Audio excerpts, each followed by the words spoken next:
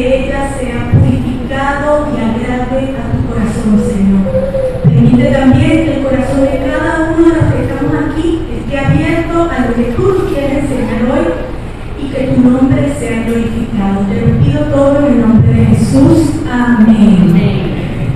Bueno, hermanos, hoy el título de la prédica es Las finanzas bajo el señorío de Cristo.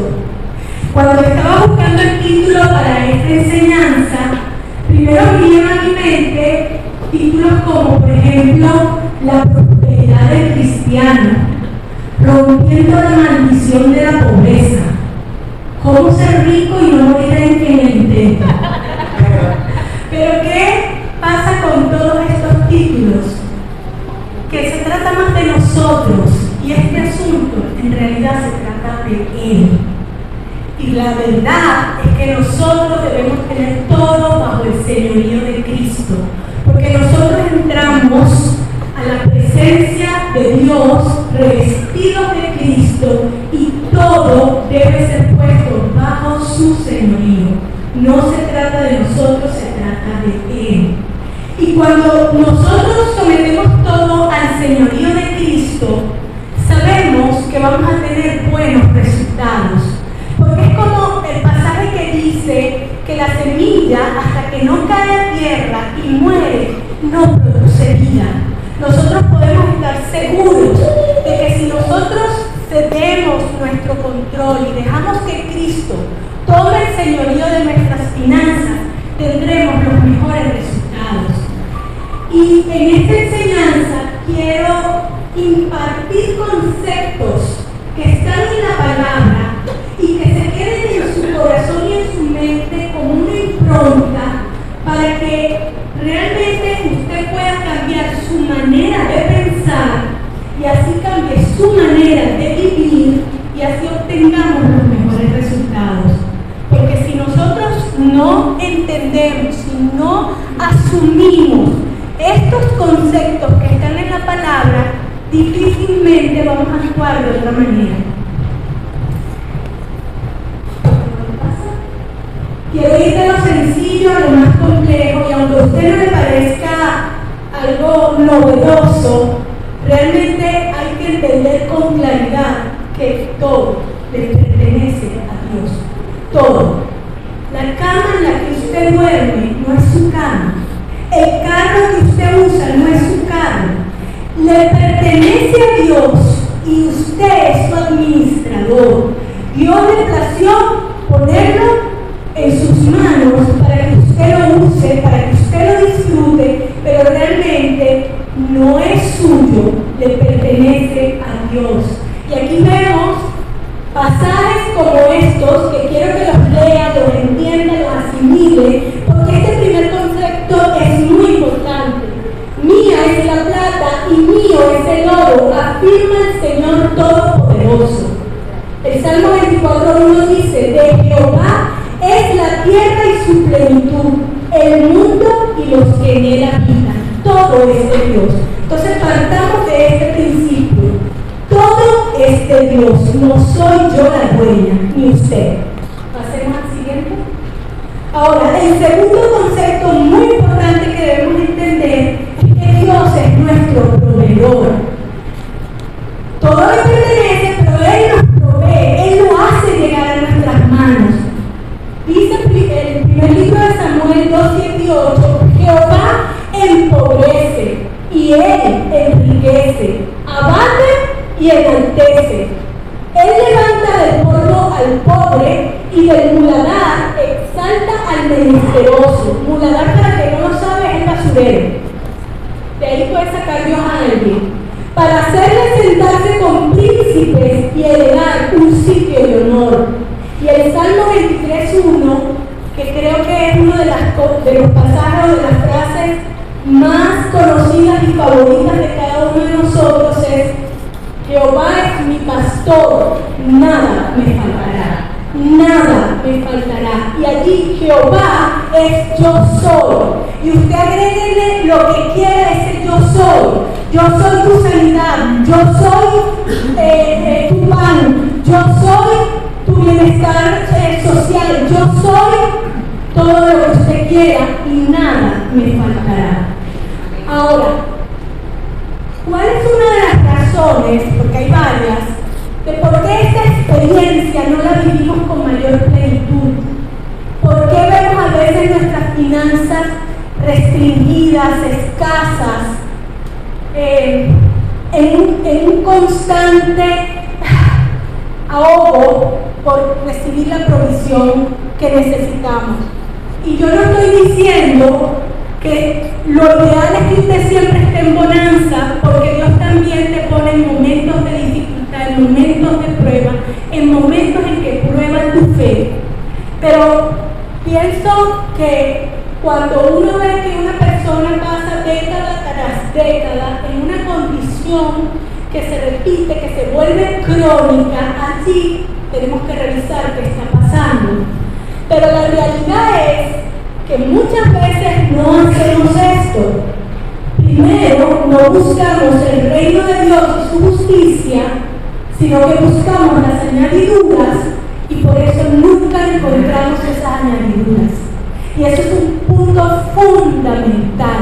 Debemos buscar primero el reino de Dios y su justicia para que esas añadiduras lleguen.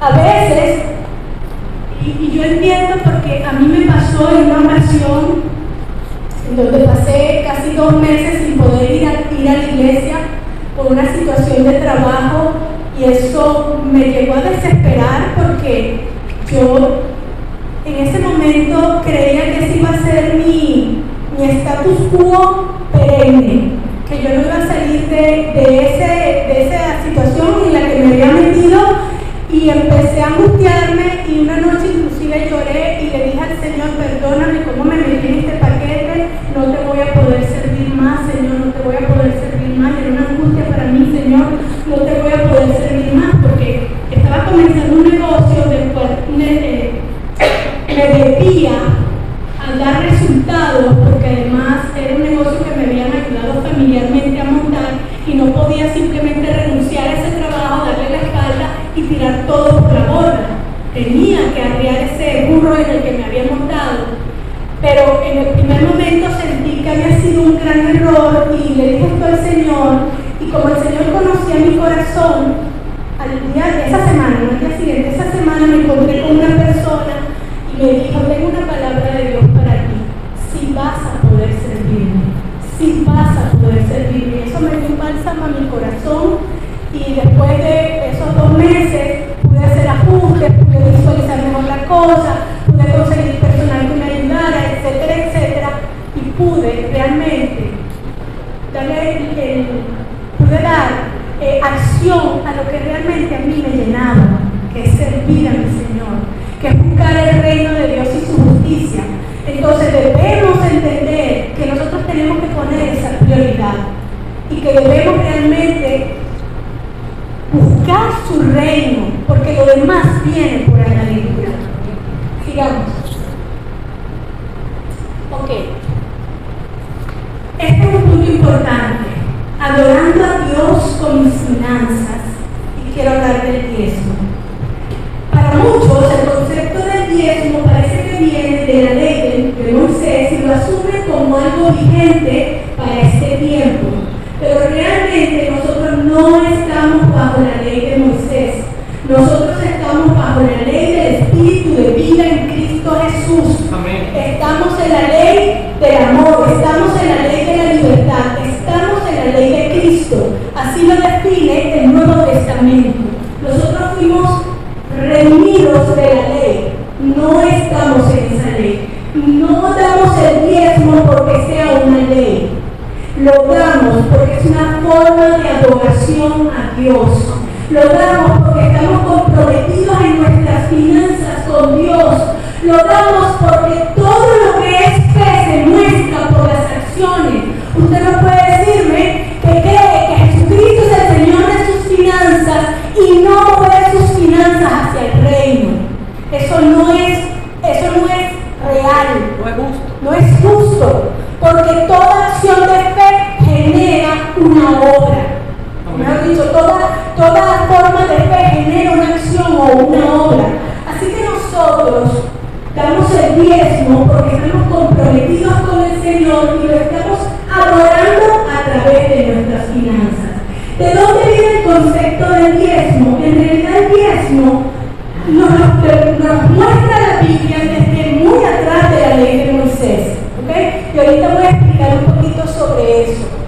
Pero a través de todo el Antiguo Testamento vemos que lo mínimo que una persona daba al Señor de sus ingresos era el 10%. Porque si usted lee inclusive la ley que Dios le dio al pueblo hebreo respecto a las finanzas, se va a dar cuenta que el diezmo era una parte de las tantísimas cosas que ellos tenían que hacer como forma de adorar a Dios y de reconocer que Él era su Dios en cuanto a sus finanzas.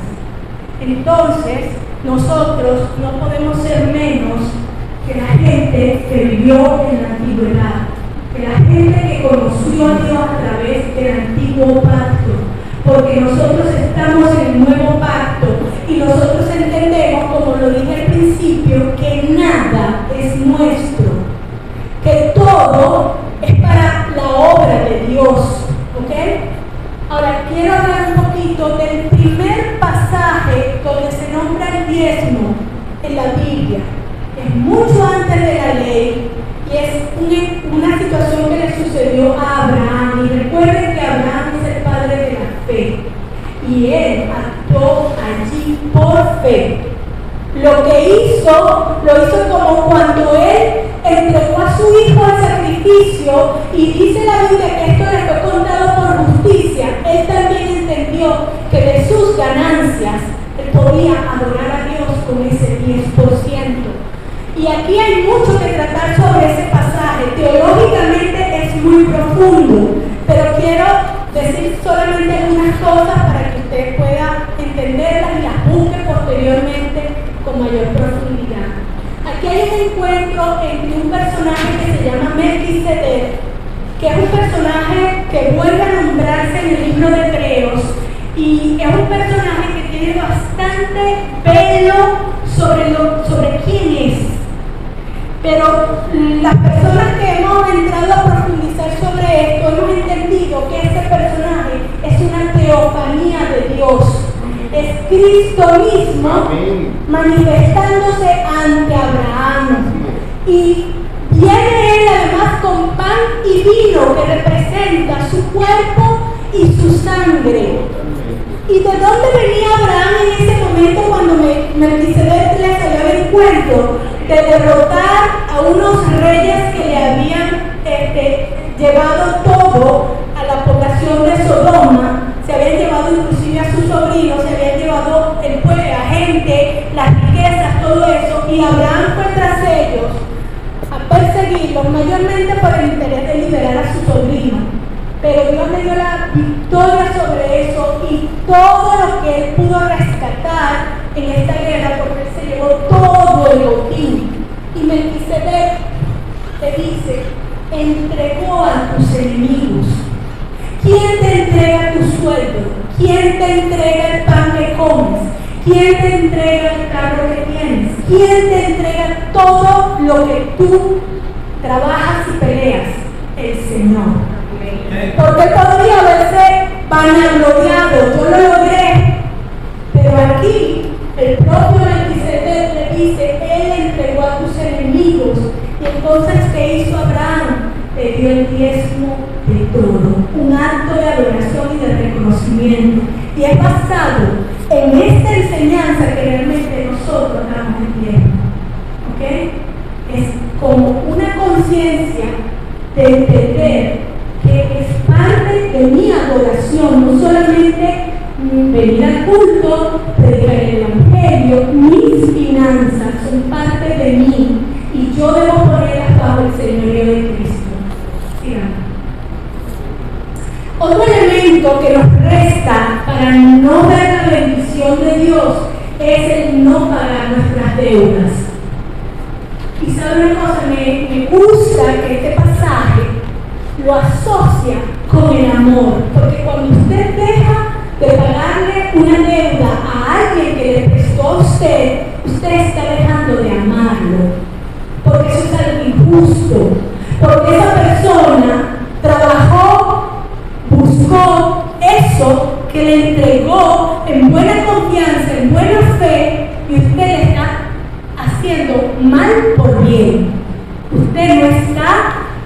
siendo el amor. Y más bien la Biblia dice, no le debas nada a nadie, sino el amaros unos a otros, porque el que ama al prójimo ha cumplido la ley. Cuando tú le pagas la deuda a la persona a la que le pediste, tú le estás amando y tú estás cumpliendo la ley de Cristo. Yo no quiero decir con esto que en un momento determinado uno no pida un crédito a un banco y tenga algún tipo de financiamiento que implique un pago a posterior. Pero si tú tienes una deuda, paga al día, porque cuando te pasas un día del día de tu pago, entonces eres deudor. Ahí es cuando te conviertes en deudor. Así que hermanos, usted quiere ver bendición, quiere agradar a Dios, quiere que Dios se glorifique, pague sus deudas. Pasamos a lo. Rompa con la costumbre de pedir a otros, porque yo sé que hay momentos, como les digo, que uno requiere una ayudita, pero hay personas que se quedan en esa conducta perennemente y siempre están pensando que su proveedor es aquel que tiene un poco más que él, y como tiene un poco más de él, voy allí a pedir que me dé y que me ayude, y eso no está bien. Rompa con la costumbre de pedir a otros, porque la palabra no me alienta a pedir a otros, me alienta a pedirle a mi proveedor, que es Dios, a Jehová, que es mi pastor y que nada me faltará. Si permanecéis en mí y mis palabras permanecen en vosotros, pedid todo lo que queréis y os será hecho. Y allí lo asociamos también con el primer versículo que mostré que era una de las trabas de por qué veíamos como que nuestras finanzas no fluían, y es que no permanecemos en Él. El que permanece en Él y mis palabras, o sea, si permanecen en mí y mis palabras permanecen en vosotros, realmente hacemos esto. Queremos pedirle a Dios que nos ayude, que nos bendiga. Es más, alguien me comentó, un pastor me comentó que había un feligrés de su iglesia que le pedía a Dios un carro, y cuando yo tenga ese carro, yo le voy a dar la cola a mis hermanos también y voy a poner eso al servicio de Dios.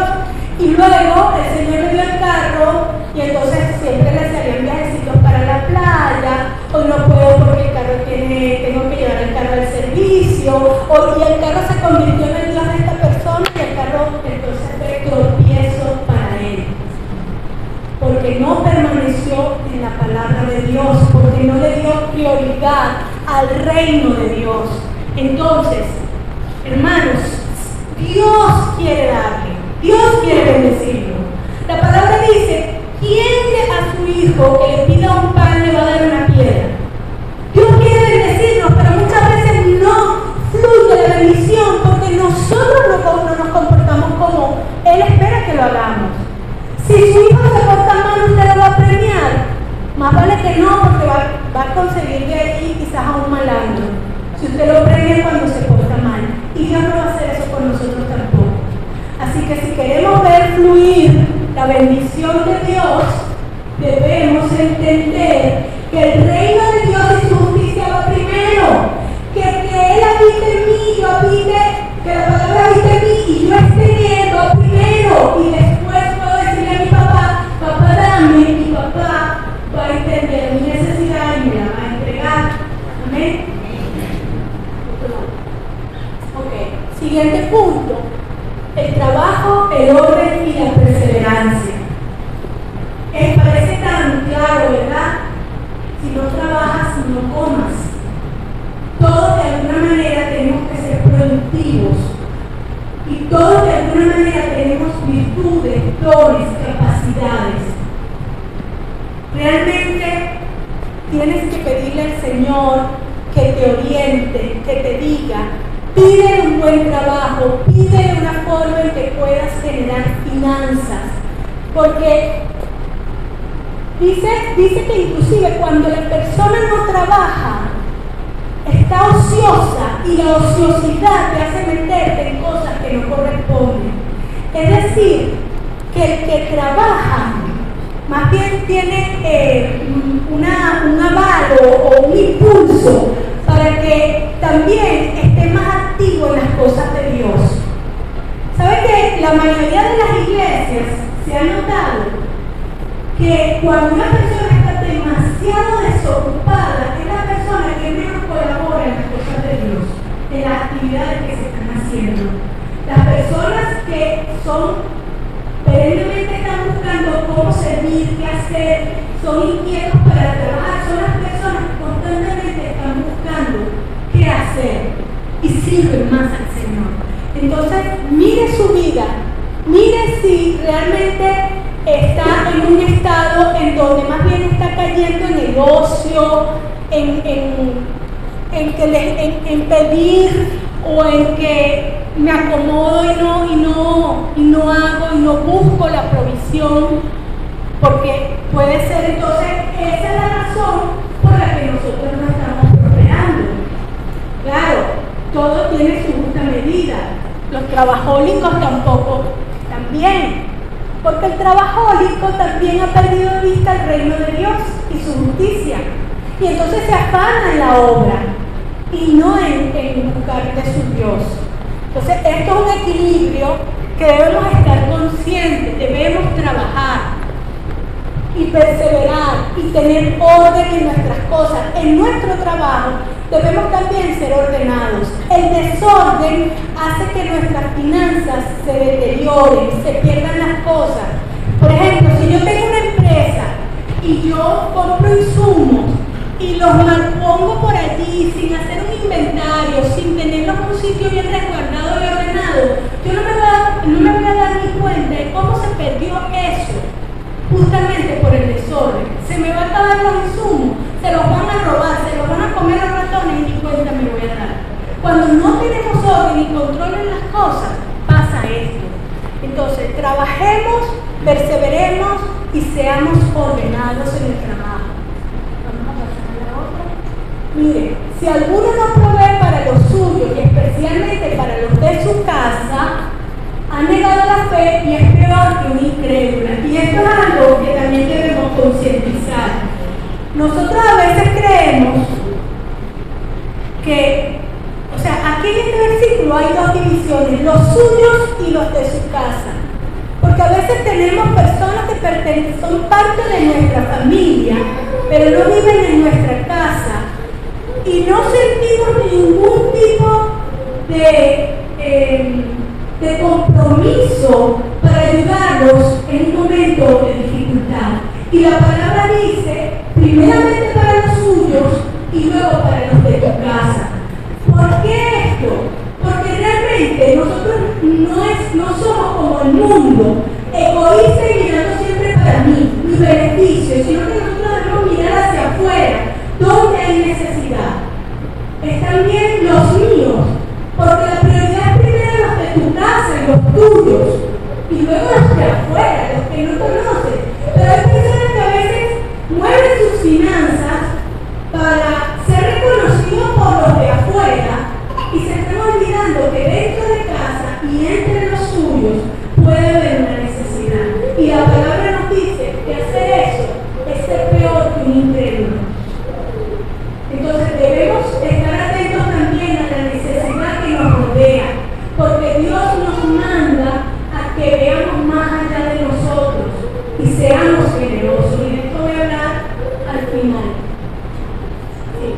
Ok. Y este es un punto bien importante. Tengamos una buena administración y tengamos visión para el reino.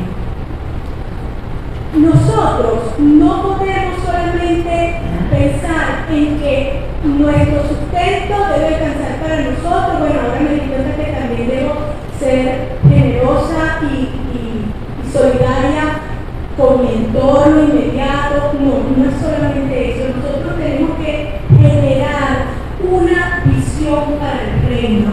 Señor, dame finanzas para impulsar tu reino, es decir, más allá de lo inmediato. ¿Okay?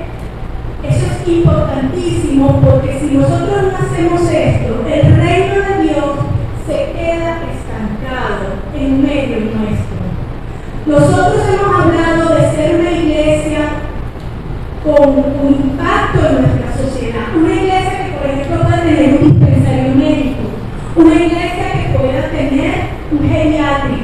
una iglesia que tenga tantas cosas. ¿Cómo vamos a lograr eso si nuestras finanzas están centradas en nosotros mismos y no tenemos una visión para el reino?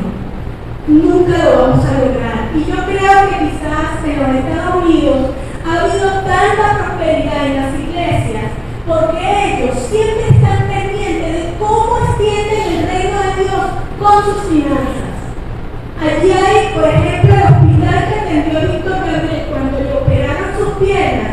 Es un hospital sostenido por los mormones, ni siquiera por cristianos, aunque sí hay fundaciones, hospitales y cosas que se sostienen por las finanzas de nosotros los creyentes.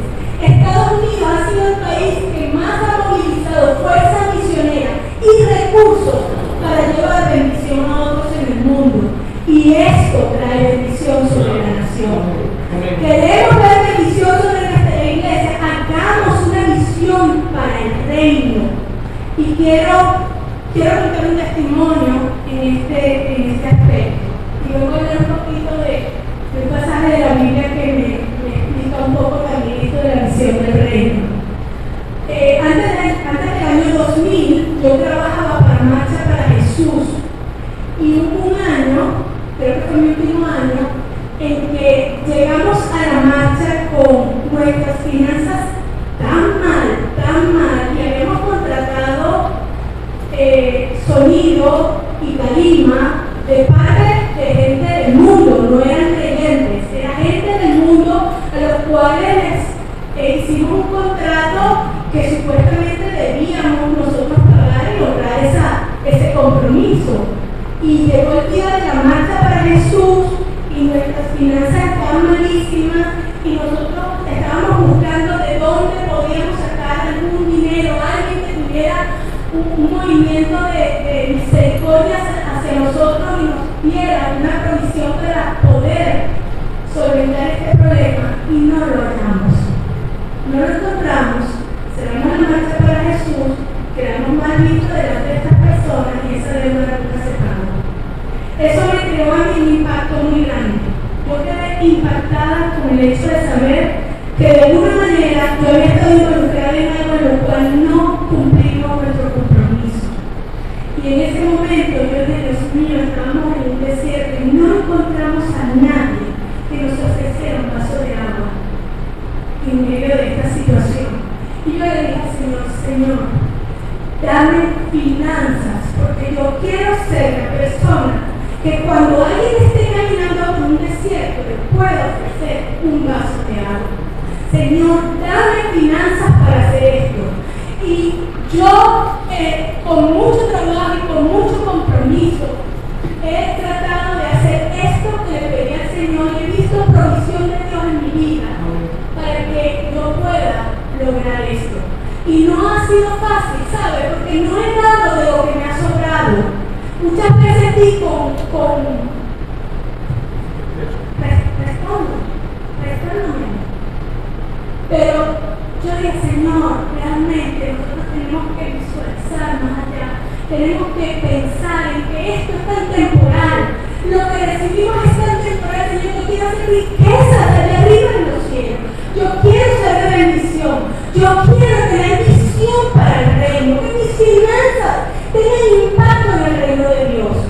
Primero, nosotros tenemos que salir de nosotros para pasar a nuestro contexto inmediato, para pasar al contexto del reino de los cielos, al reino de Dios. Eso es lo que debemos hacer. Ponme allí la otra cosa. Quiero hablarles de la historia de José. Una historia extraordinaria, pero básicamente lo que yo quiero hablarles está en el capítulo 41 y 47 y tiene que ver con este asunto. Me imagino que la mayoría de la gente sabe que hubo en Egipto 7 años de abundancia y luego 7 años de escasez, pero de la más terrible escasez. Y Dios le dio a José un plan y una visión que trascendía, una visión del reino. ¿Okay? Él tuvo un plan, hermano, ora por tus planes. Pídele a Dios, dame un plan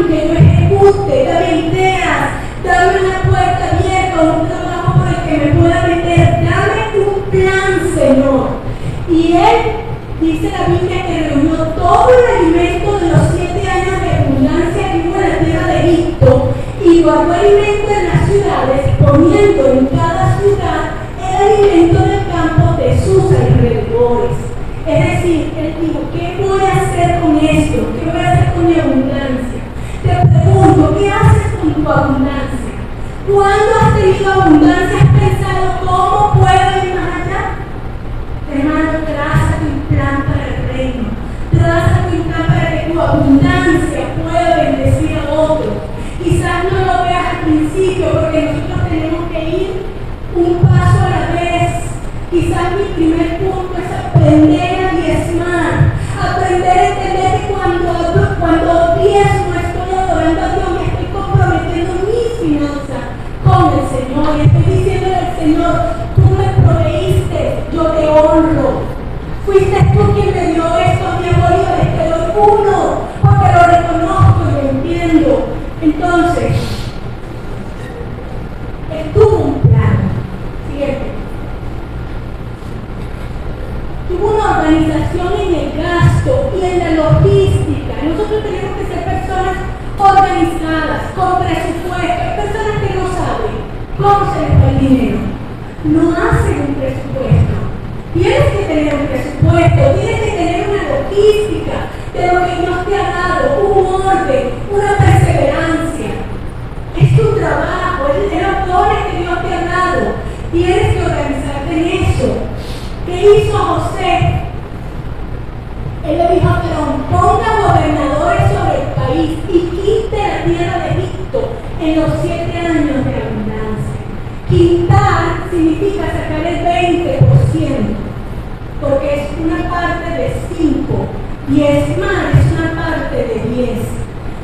José hizo algo que inclusive va más allá del diezmo y quitó la tierra, porque dijo, tengo que aprovechar este tiempo de abundancia y tengo que tener personas idóneas, que organicemos esto, que recolectemos esto con una logística.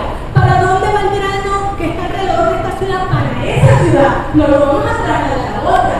Sería un desperdicio de tiempo. Organicemos las cosas, tengamos visión. Tenemos 7 años de abundancia para prepararnos. Pero tenemos que hacer este tipo de cosas. Tenemos que crear un plan, un presupuesto, una logística. Tienes una entrada de dinero, saca tu diezmo apenas entre tu ganancia. No esperes para después, porque eso no es adorar a Dios. Y cuando tú sacas tu diezmo, Dios bendice. Saca el dinero además de cómo vas a ir pagando tu deuda. Lo primero que tienes que hacer es este orden, para que entonces pueda venir la bendición. Sí. Es tu misión para el reino futuro. Fíjate lo que sucedió aquí. Lo vamos a leer. Dice, José le dijo al pueblo, porque acordaron explicar algo primero. En medio de esta hambruna, todas las personas vinieron a José para comprar comida. Primero compraban con dinero, el dinero se acabó. Compraban con el ganado que tenían, el ganado se les acabó. Compraron con las tierras que tenían, las tierras se acabaron. Compraron con sus propias vidas. Ellos se entregaron al faraón para sobrevivir, para que les diera alimento. Entonces, José dijo al pueblo, he aquí os he comprado hoy a vosotros a vuestra tierra para faraón. Ved aquí semilla y sembraréis la tierra. De los frutos daréis el quinto a faraón y 4 partes serán para ustedes para sembrar la tierra y para vuestro mantenimiento y de los que están en vuestras casas y para que coman vuestros niños. Y ellos respondieron, la vida nos has dado, hallemos gracias en ojos de nuestro Señor y seamos siervos del faraón. Hermano, mueve tu finanza para que consiga gente allá en el mundo que sea siervo de nuestro Señor. Amén. Mueve tus finanzas porque José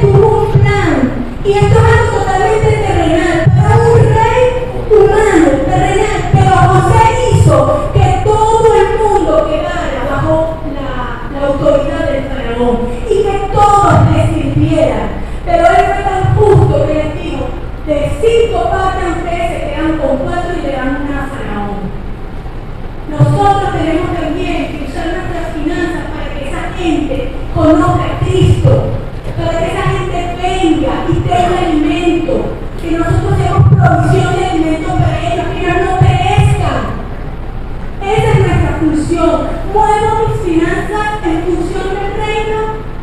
Tengo una visión a futuro para el reino. Me voy a ir de este mundo sin que mis finanzas hayan servido al rey. La palabra te dice, haz tesoros en los cielos. Y es la única forma que podemos hacerlo.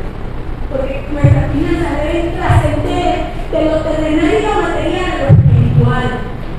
Que yo sepa que mis finanzas están alcanzando personas que vengan, que encuentren a Dios, que encuentren alimento espiritual. Paso de lo material a lo espiritual. Tengo que tener esa visión y no quedarme en lo mío, porque siempre estamos pensando, ay Señor, yo quiero estar colgada, quiero poder comprar un carrito, una casa. Estás pensando en el que se pierde. Estás honrando a Dios con tus finanzas. Estás pensando como Dios. Tienes que pensar como Dios. Dios quiere que todos procedan al arrepentimiento. Va a depender de nosotros eso. Que llevemos la palabra y que movamos finanzas. ¿Cómo creen ustedes que se hubiese evangelizado el mundo si no hubiera habido iglesias que hubiesen puesto dinero para que los misioneros fueran? No hay forma, hermano. Las finanzas están absolutamente comprometidas con el reino de Dios. Y si no entendemos esto, nos vamos a quedar en el aparato. Miren, todo esto que he estado hablando tiene un único propósito, ¿sabe? Es que usted aprenda a tener un corazón generoso. Porque en realidad nosotros debemos parecernos a nuestro Padre. Y nuestro Padre es generoso. Y este es el Padre más difícil de lo que yo estoy explicando hoy. Que de verdad se forme la generosidad en nuestro corazón. Porque yo les voy a decir algo, cuando yo empecé a diezmar, yo lo hacía porque entendía que era un deber, pero no había mucha generosidad en mi corazón. Quizás no había mucha alegría en eso. Pero a medida que uno empieza a meterse en esto y en esto, uno empieza a vivir lo que dice la palabra, es mejor dar que recibir. Y yo siempre le oro al Señor, Señor, haz mi corazón generoso, haz mi corazón generoso. A veces voy para atrás, a veces voy para adelante, a veces porque es un proceso en donde Dios nos está formando, porque está interesado en que nosotros seamos como Él. Y Él es un Dios generoso. Así que tu oración tiene que ser, Señor, todo esto que voy a empezar a implementar, quiero que termine en que aprenda mi corazón a ser generoso para ser digna hija de un Padre generoso. La generosidad produce generosidad.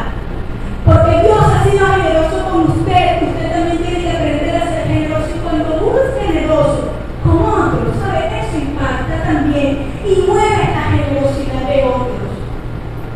Yo tuve un padre muy generoso, terrenal también, y le doy gloria a Dios por eso. Pero mi papá fue impactado por una tía. Mi papá vivió en la época de la Segunda Guerra Mundial con una escasez extraordinaria en una pequeña isla ahí en el mar Atlántico, en Madeira. Y había una tía que emigró a los Estados Unidos y no se olvidó de su familia. Enviaba cada cierto tiempo cajas con ropa, alimentos y cosas que llegaban por barco cuando se podía. Y esa era la alegría de ellos, a ver la generosidad de esta tía que desde tan lejos enviaba cosas para ellos a un lugar tan extremadamente pobre, y mi papá fue impactado por la generosidad de esa tía, y él también quiso ser generoso con otros, y así él también desarrolló su propia generosidad. Y recuerdo que en una ocasión mi papá ayudó a un señor que tenía un hijo preso por una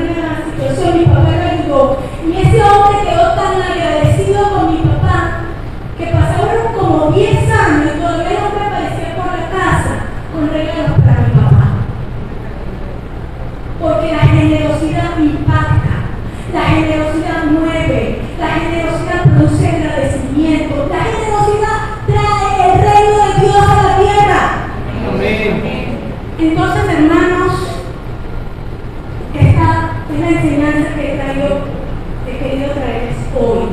Quiero que como iglesia subamos un nivel espiritual un poco mayor. Quiero que entendamos estas verdades. Quiero que seamos una iglesia diferente al resto de las iglesias. Que digamos, somos una iglesia con misión para el reino financiero. O sea, misión financiera para el reino, a futuro e inmediato. Una iglesia que entiende el compromiso y el señorío de Cristo sobre mis finanzas. Amén. Amén.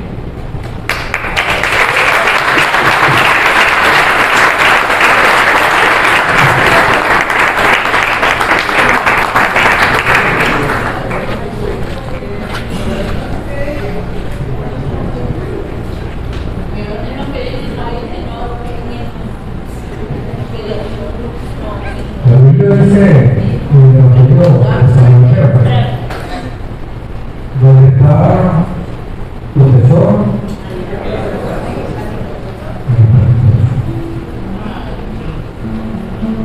yo estoy seguro, estoy convencido, y yo creo, que no diezmar, no ofrendar, no aportar, es no creer en Dios. Usted no le está creyendo a Dios. Si usted no diezma, no ofrenda, no aporta, no está creyendo a Dios. Usted no le puede creer a Dios en lo que le gusta, en lo que le interesa, o lo que le agrada. Dios me dice, no Dios me dice, pero no está creyendo. Porque a Dios no se le cree en parte, o sí o no. ¿No le crees o no le crees? Y yo sé que quizás, muy probable, aquí hay mucha gente que no está creyendo 100%.